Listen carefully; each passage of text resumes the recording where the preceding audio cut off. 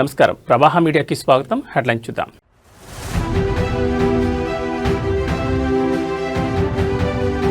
రేపు మేడారంలో తెలంగాణ కేబినెట్ భేటీ. పునర్నిర్మించిన గద్దెల ప్రారంభోత్సవం చేయనున్న సీఎం రేవంత్.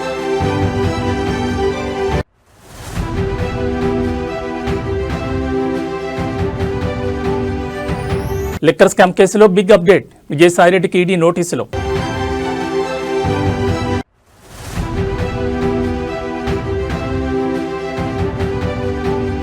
సీఎం తుగ్లక్ల నిర్ణయాలు తీసుకుంటున్నారు. మాజీ మంత్రి కేటీఆర్ సెన్సేషనల్ కామెంట్స్.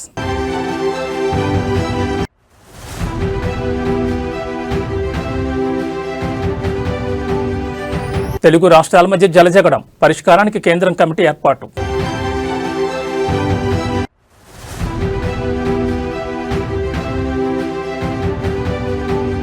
సంక్రాంతి వేళ తిరుమల కిట్కిట. సర్వదర్శనానికి 24 గంటల సమయం.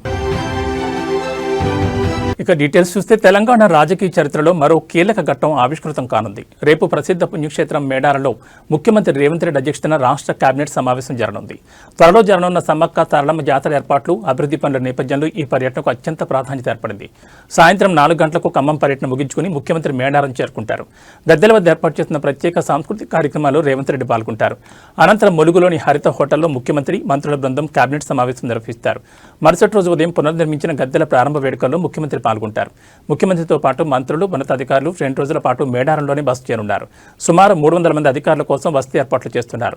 ములుగు, గోవిందరావుపేట, పస్రా, లక్కవరం మరియు రామప్ప ప్రాంతాల్లోని ప్రభుత్వ వసతి గృహాలతో పాటు ప్రైవేట్ హోటళ్లను అధికారులు ఇప్పటికే బుక్ చేశారు.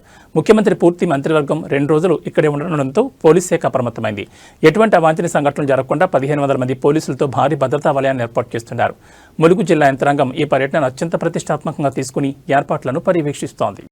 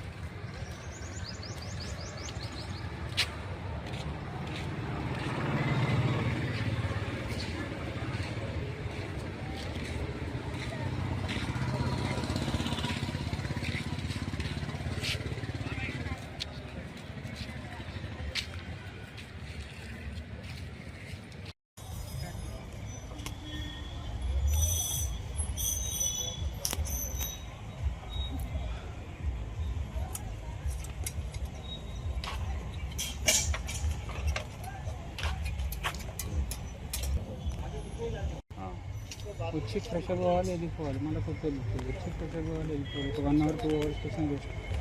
6000-7000 ఎక్స్పెక్టెడ్ అంటే దీంట్లో మినిస్టర్లు ఉంటారు, లేకపోతే ఎమ్మెల్యేలు, ఎమ్మెల్సీలు, మళ్ళా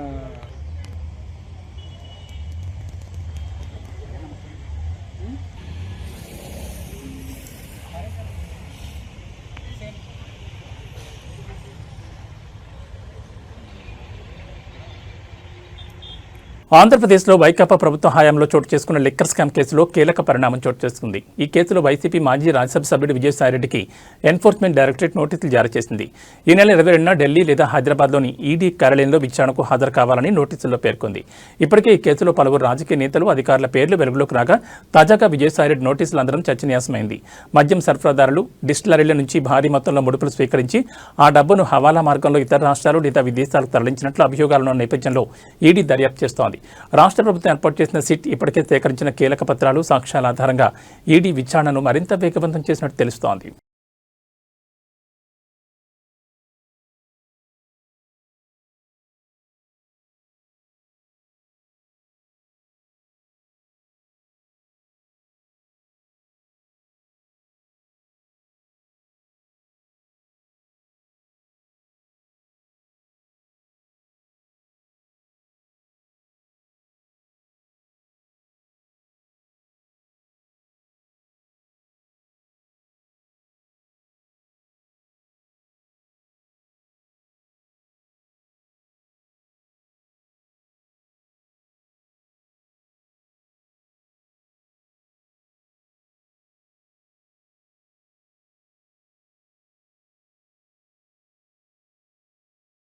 సీఎం రేవంత్ రెడ్డి అనాలోచితంగా తుగ్లక్కల నిర్ణయాలు తీసుకుంటున్నారని బీఆర్ఎస్ వర్కింగ్ ప్రెసిడెంట్ మాజీ మంత్రి కేటీఆర్ సంచలన వ్యాఖ్యలు చేశారు. ఇవాళ ఆయన సికింద్రాబాద్ కార్పొరేషన్ సాధన కోసం చేపట్టిన శాంతి ర్యాలీలో పాల్గొన్నారు. ఈ సందర్భంగా ఆయన తెలంగాణ భవన్ వద్ద మీడియాతో మాట్లాడుతూ నాటి బీఆర్ఎస్ ప్రభుత్వం వాహనాల నెంబర్ ప్లేట్లపై టీఎస్గా నామకరణం చేస్తే అధికారంలోకి వచ్చిన కాంగ్రెస్ టీజీగా మార్చిందన్నారు. దాంతో ఎవరి జీవితాలు మారాయో ఎవరికి ఆనందం కలిగిందో తెలియదని అన్నారు. తీసుకుంటున్న నిర్ణయాలు చారిత్రక నగరం సికింద్రాబాద్ అస్తిత్వాన్ని దెబ్బతీసేలా ఉన్నాయని, ఆయన పాలన పిచ్చోడి చేతిలో రాయిలా మారిందని తీవ్రస్థాయిలో ధ్వజమెత్తారు. సికింద్రాబాద్ ప్రజల ఆకాంక్షలకు మద్దతుగా నిర్వహించి తలపెట్టిన శాంతి ర్యాలీని ప్రభుత్వం అప్రజాస్వామికంగా అడ్డుకోవడాన్ని ఆయన తీవ్రంగా ఖండించారు.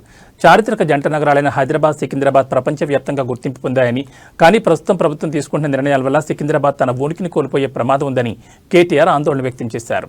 ఇంకొక మాట కూడా ముఖ్యమంత్రి గారికి నేను చెప్పేది, మీరు మీ కాంగ్రెస్ పార్టీ శాశ్వతంగా మరి ద్రోహులుగా చరిత్రలో మిగిలిపోతారు.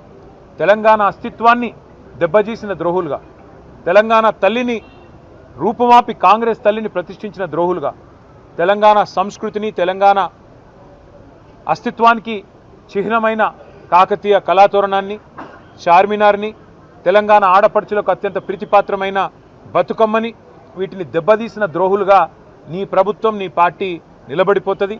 అదే కోవలో, అదే వరుసలో సికింద్రాబాద్ అస్తిత్వాన్ని కూడా మీరు ఏదైతే దెబ్బతీసే ప్రయత్నం చేస్తున్నారో ఇది మీకు మంచిది కాదు. ఒకటి మాత్రం పక్కా, ఇవాళ మీరు ఈ ర్యాలీని ఏదో భగ్నం చేసి మా వాళ్ళని కొంతమందిని అరెస్ట్ చేసి మీరేదో సాధించినాము అని చెప్పి మీరు పైశాచికానందం పొందొచ్చు. కానీ ఇది తాత్కాలికం మాత్రమే. తప్పకుండా శ్రీనివాస్ యాదవ్ గారు చెప్పినట్టు కోర్టుకి పోతాం. ప్రజాక్షేత్రంలో ప్రజల తరపున న్యాయబద్ధంగా నిరసన చెప్పే హక్కు మనకు రాజ్యాంగం ప్రసాదించిన హక్కు, డాక్టర్ బాబాసాహెబ్ అంబేద్కర్ మనకిచ్చిన హక్కు. అట్లాంటి హక్కును ఈ జనవరి మాసంలో, జనవరి 26 కేసీఆర్ గారి నాయకత్వంలో అధికార వికేంద్రీకరణ జరగాలి అని చెప్పి, ప్రజల దగ్గరికి పాలన పోవాలి. ప్రజాపాలన అంటే నిజమైన నిర్వచనం ప్రజల దగ్గరికి ఎంత సన్నిహితంగా పాలన ఉంటే అంత మంచిదని చెప్పి 10 జిల్లాల తెలంగాణని 33 జిల్లాలు చేసుకున్నాం. కొత్త రెవెన్యూ డివిజన్లు ఏర్పాటు చేసుకున్నాం. కొత్త మున్సిపాలిటీలు, కొత్త మండల కేంద్రాలు, అట్లాగే తాండాలు గ్రామ పంచాయతీలుగా అట్లా కేసీఆర్ గారి నాయకత్వంలో ప్రజల దగ్గరికి పరిపాలన తీసుకొని పోయే ప్రయత్నం చేసినాం. హైదరాబాద్ మహానగరంలో కూడా గతంలో 24 సర్కిల్ ఉంటే గ్రేటర్ హైదరాబాద్ మున్సిపల్ కార్పొరేషన్లో 30 సర్కిళ్లకు పెంచుకున్నాం. గతంలో 4 జోన్లుంటే 6 జోన్లు చేసుకున్నాం. ప్రతి జోనల్ కమిషనర్కి, ప్రతి డెప్యూటీ కమిషనర్కి శాంక్షన్ లిమిట్స్ పెంచుకున్నాం. అంటే ఇవన్నీ చేసుకున్నాం, కానీ హైదరాబాద్ అస్తిత్వాన్ని మాత్రం మేము ముట్టుకోలేదు. హైదరాబాద్ అస్తిత్వాన్ని దెబ్బతీసే ప్రయత్నం చేయలేదు. ఎందుకంటే హైదరాబాద్ అనేది ఒక హైదరాబాద్ ప్రజలకు సంబంధించి కాదు, తెలంగాణ ప్రజలందరికీ గర్వకారణమైన ఒక ఐడెంటిటీ హైదరాబాద్, సికింద్రాబాద్ జంట నగరాలు అంటే మనం చిన్నప్పటి నుంచి వింటున్న మాట. అట్లాంటిది ఇవాళ ఈ తుగ్లక్ ముఖ్యమంత్రి ఆయన తీసుకున్న ఒక నిర్ణయం వల్ల సికింద్రాబాద్కు ఒక ఐడెంటిటీ అనేది లేకుండా, ఒక అస్తిత్వం అనేది లేకుండా సికింద్రాబాద్ని శాశ్వతంగా చరిత్ర పుటలకి మరి పరిమితం చేసే విధంగా ఈ ముఖ్యమంత్రి, ఈ ప్రభుత్వం తీసుకున్న ఒక నిర్ణయాన్ని వ్యతిరేకిస్తూ, ఒక రాజకీయ పార్టీ కాదు, సికింద్రాబాద్లోని అన్ని వర్గాల ప్రజలు ఒకటై, దానిలో అక్కడ ఉన్న ప్రజాప్రతినిధులంతా మా వాళ్ళు. సికింద్రాబాద్ ఎమ్మెల్యేగా పద్మారావు గారు ఉన్నారు, సనత్ నగర్కి శ్రీనివాస్ యాదవ్ గారు ఉన్నారు, అట్లాగే మరి మా నాయకులందరూ ఎమ్మెల్యేలు, ఎమ్మెల్సీలు ఉన్నారు. వారందరినీ కూడా వారు ఆహ్వానించారు. సికింద్రాబాద్కు సంబంధించిన పుర ప్రముఖులు, సికింద్రాబాద్కు సంబంధించిన మరి సికింద్రాబాద్ ప్రేమికులు వారు ఆహ్వానించి సికింద్రాబాద్ అస్తిత్వాన్ని, మేము పుట్టిందాడినే మరి ఇక్కడ పుట్టిన బిడ్డలుగా మరి మీరు కదా కాపాడాలి, ఈ ప్రభుత్వం తుగ్లక్ పనులు చేస్తుంటే మీరేం చెయ్యరా అని వారు మీటింగులు పెట్టి పిలిస్తే మేము మా పార్టీగా పోయి చెప్పినాము. ఏం చెప్పాము? ఈ జంట నగరాలు జోడెద్దులు, ఈ జంట నగరాలకు స్పెషల్ ఐడెంటిటీ ఉన్నది. లష్కర్ అంటారు, పట్నం అంటారు. ఇట్లాంటి అస్తిత్వాన్ని దెబ్బతీయకండి, అనవసరంగా తుగ్లక్ పనులు చేయకండి. మీకు అధికారం ఇచ్చింది 6 గ్యారంటీలు అమలు చేయమని. సికింద్రాబాద్ మున్సిపల్ కార్పొరేషన్ సాధన కోసం బీఆర్ఎస్ ర్యాలీకి పిలుపునిచ్చిన విషయం తెలిసిందే. అయితే ర్యాలీకి పర్మిషన్ లేదంటూ పలువురు నిరసనకారులను పోలీసులు అడ్డుకుని అరెస్ట్ చేశారు. ఈ క్రమంలోని బీఆర్ఎస్ నేత, మాజీ మంత్రి, ఎమ్మెల్యే తలసాని శ్రీనివాస్ యాదవ్ స్పందించారు.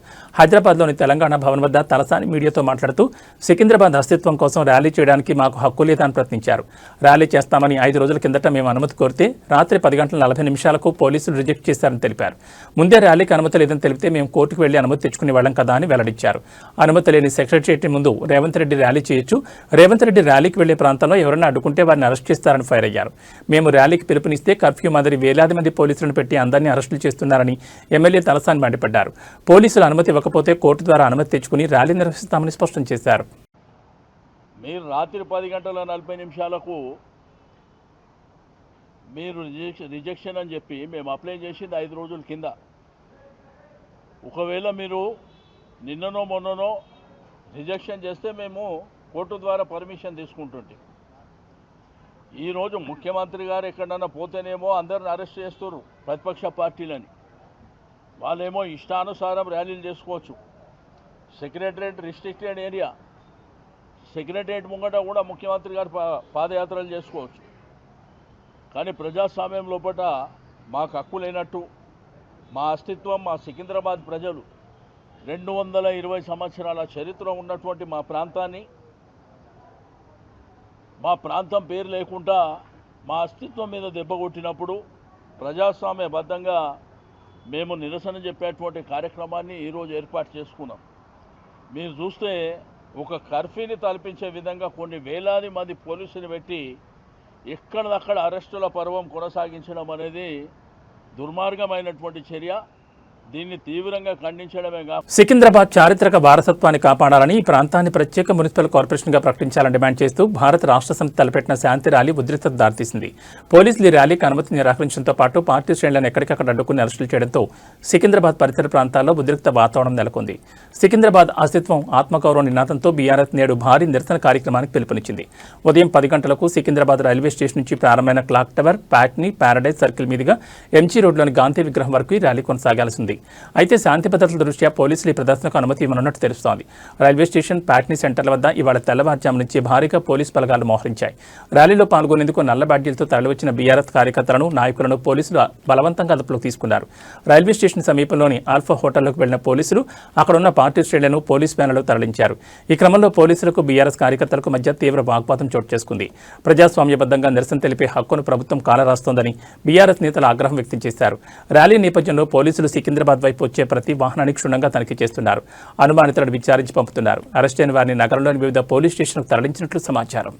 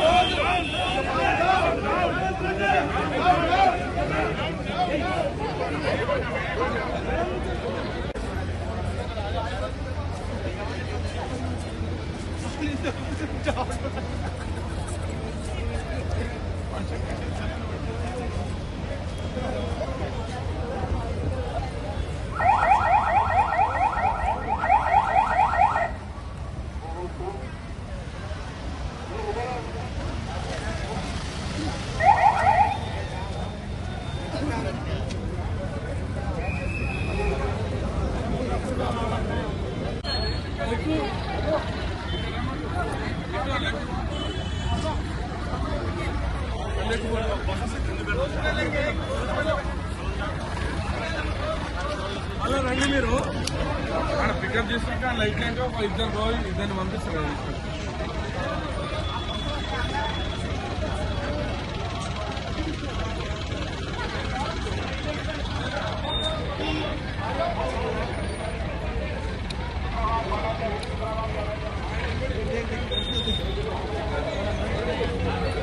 సంక్రాంతి పండుగ ముగిసిన నేపథ్యంలో ఆంధ్రప్రదేశ్ నుంచి హైదరాబాద్ తిరిగి వస్తున్న ప్రయాణికులకు పోలీసులు కీలక సూచనలు చేశారు. 65 జాతీయ రహదారి NH-65పై విస్తరణ పనులు, ఫ్లైఓవర్ల నిర్మాణాలు కొనసాగుతున్న నేపథ్యంలో ట్రాఫిక్ రద్దీ నివారించేందుకు నల్గొండ జిల్లా పోలీసులు పలుచోట్ల వాహనాల దారి మళ్లింపు చేపట్టారు.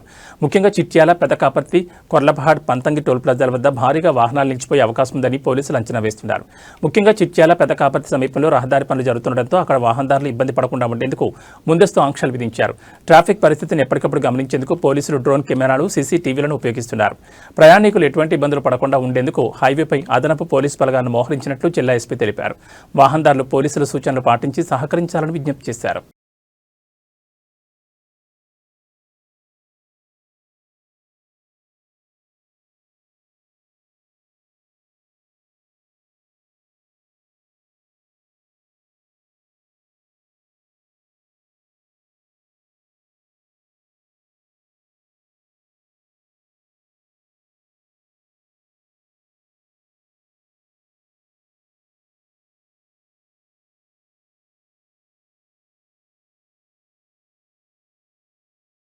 తెలంగాణ ఆంధ్రప్రదేశ్ రాష్ట్రాలు విడిపోయి దశాబ్ద కాలం దాటినా ఇంకా ఇరు రాష్ట్రాల మధ్య జల వివాదాలు కొనసాగుతూనే ఉన్నాయి.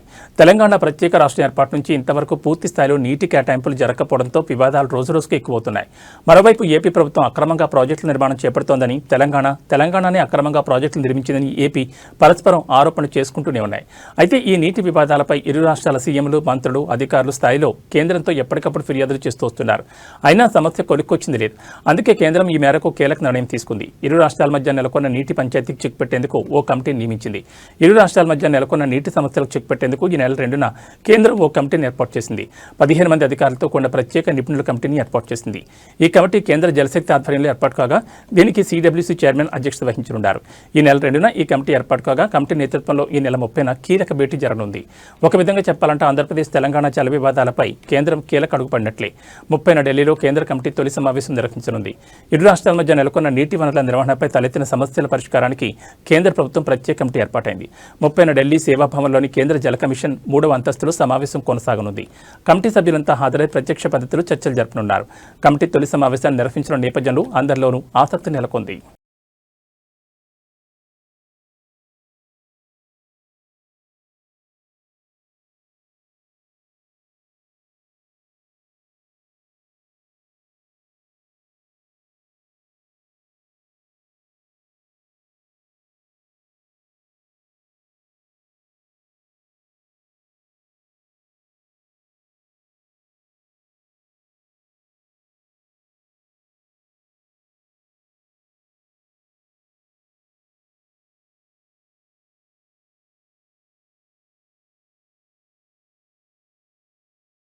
సంక్రాంతి పండుగ ముగియడంతో ఏపీలో తిరుగు ప్రయాణాల సందడి మొదలైంది. ఊళ్లకు వెళ్లిన వారంతా తిరిగి హైదరాబాద్ పట్టడంతో ఏపీలో ప్రధాన నగరాలు, పట్టణాల్లో రద్దీ విపరీతంగా పెరిగింది. ఈ నేపథ్యంలో విజయవాడలోని Pandit Nehru bus stand, railway station ప్రయాణికులతో కిటకిటలాడుతున్నాయి. సంక్రాంతి సంబరాలు ముగించుకుని హైదరాబాద్, బెంగళూరు, చెన్నై వంటి నగరాలకు వెళ్లే ప్రయాణికులతో విజయవాడ నగరం జనసందడిగా మారింది. విజయవాడ బస్టాండ్లోని అన్ని ప్లాట్ఫామ్లు ప్రయాణికులతో నిండిపోయాయి. అటు రైల్వే స్టేషన్లో కూడా అదే పరిస్థితి నెలకొంది. రిజర్వేషన్ కోచ్లతో పాటు జనరల్ బోగీలు కూడా కిక్కిరిసిపోయాయి. ముఖ్యంగా విజయవాడ నుంచి హైదరాబాద్ వెళ్లే బస్సులు, రైలు ప్రయాణికులతో ఫుల్ అయ్యాయి. గత 2 రోజులుగా నగరంలోని రహదారులపై వాహనాల రద్దీ పెరగడంతో ట్రాఫిక్ ఇబ్బందులు కూడా తలెత్తున్నాయి. గమ్యస్థానాలు చేరుకోవడానికి ప్రయాణికులు గంటల తరబడి వేచి చూడాల్సి వస్తోంది. బస్సులతో పాటు రైళ్లలో కూడా రద్దీ విపరీతంగా ఉండడంతో దక్షిణ మధ్య రైల్వే పలు ప్రత్యేక రైళ్లను ప్రకటించింది. విజయవాడ, హైదరాబాద్ మధ్య నడిచే సాధారణ రైలుకు అదనంగా ప్రత్యేక రైళ్లను నడుపుతోంది. అయినప్పటికీ ప్రధాన రైళ్లలో వెయిటింగ్ లిస్ట్ 100లో ఉండడంతో ప్రయాణికులు ఇబ్బందులు పడుతున్నారు. ప్రైవేట్ ట్రావెల్స్ కూడా రద్దీని ఆసరాగా చేసుకుని ఛార్జీలు పెంచేస్తున్నాయని ఫిర్యాదులు అందుతున్నాయి. పరిస్థితిని గమనిస్తూ ఆర్టీసీ అధికారులు అవసరమైన చోట మరిన్ని అదనపు సర్వీసులను అందుబాటులోకి తెస్తున్నారు. సోమవారం నాటికి రద్దీ మరింతగా పెరిగే అవకాశం ఉందని అధికారులు అంచనా వేస్తున్నారు.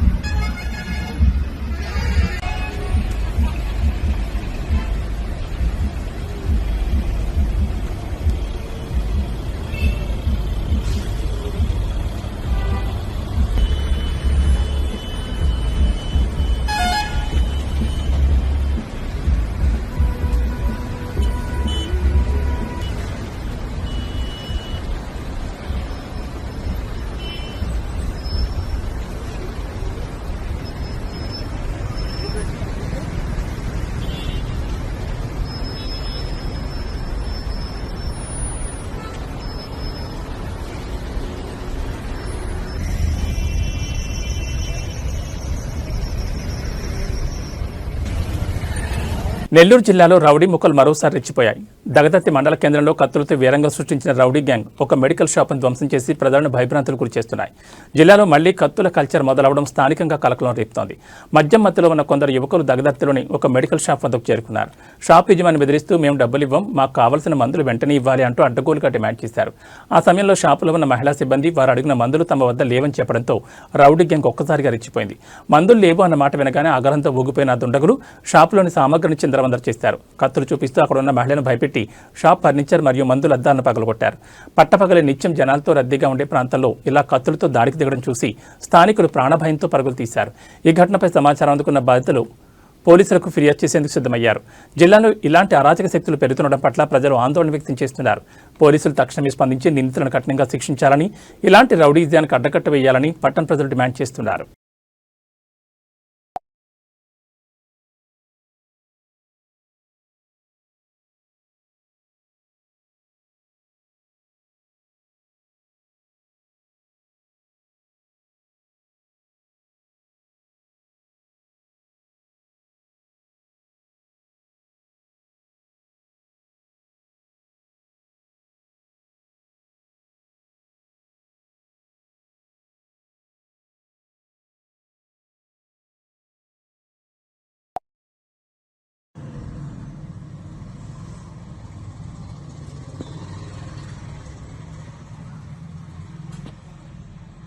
ములుగు జిల్లా తాడ్వాయి మండలంలోని మేడారం మహాజాతరను తలపించింది. వనదేవతలకు ముందస్తు మొక్కులు చెల్లించేందుకు శుక్రవారం లక్షలాదిగా భక్తులు తరలిరాగా పరిసరాలు కిక్కిరిసిపోయాయి.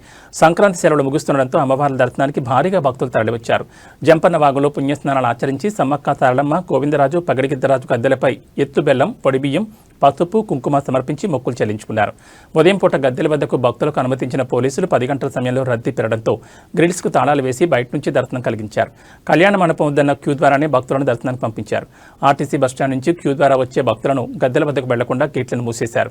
ప్రోటోకాల్ దర్శనాలను కొందరిని దర్జాగా గద్దెల వద్దకు అనుమతించగా సామాన్య భక్తులు మాత్రం దర్శనానికి గంటల తరబడి వేచి ఉండాల్సి వచ్చింది. నిన్న ఒక్కరోజే 6 లక్షల మంది భక్తులు అమ్మవారిని దర్శించుకున్నట్లు అధికారులు అంచనా వేశారు.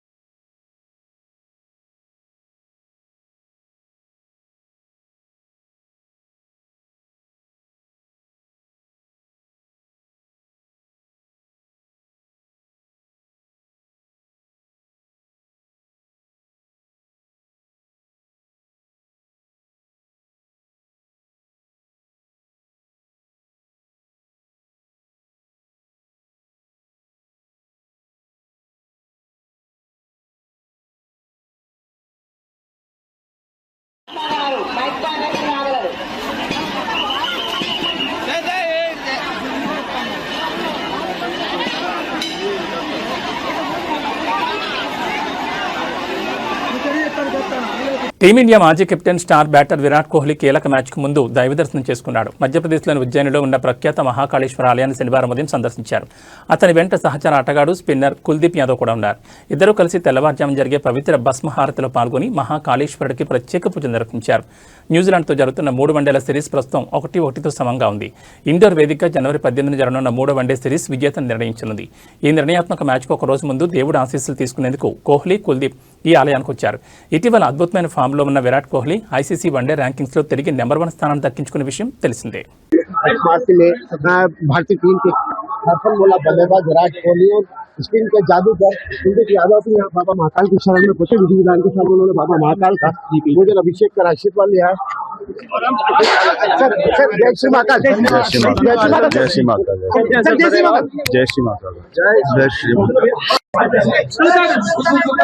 తిరుమలలో భక్తుల రద్దీ కొనసాగుతోంది. సంక్రాంతి పండుగను పురస్కరించుకుని శ్రీవారి దర్శనానికి భక్తులు పెద్ద సంఖ్యలో తరలివస్తున్నారు. ఆలయ మాడవీధులు భక్తుల గోవింద నామస్మరణతో మారుమోగుతున్నాయి.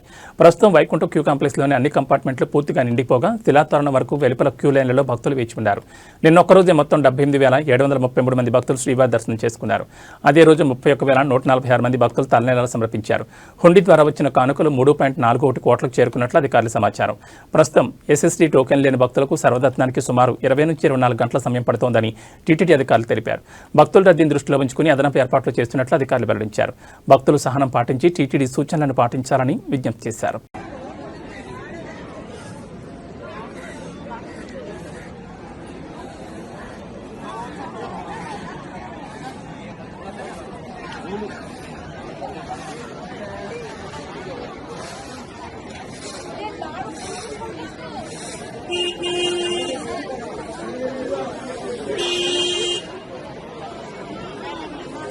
ఇవి బులెటిన్ విశేషాలు. మరో బులెటిన్లో మళ్ళీ కలుసుకుందాం. నమస్కారం.